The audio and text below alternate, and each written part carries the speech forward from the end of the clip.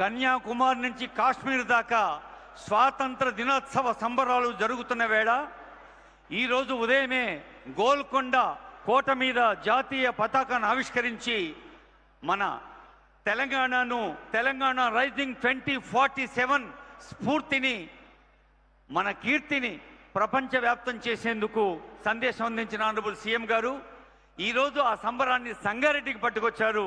Smart ration కార్డుల పంపిణీ ద్వారా వేదికపైకి వెంచేస్తున్న గౌరవనీయులైన సీఎం గారికి, మంత్రివర్యులకు, వేదికపైన పెద్దలకు, సభలో ఉన్న పెద్దలందరికీ హృదయపూర్వక స్వాతంత్ర దినోత్సవ శుభాకాంక్షలు, నమస్కారాలు చెబుతోంది వేదిక. ఇప్పుడు అందరం క్రమశిక్షణతో లేచి నిలబడదాం. అందశ్రీ మనకందించిన తెలంగాణ గీతానికి కొత్త అందాలు కూర్చారు స్వయంగా కూర్చొని ఆనరబుల్ సీఎం గారు.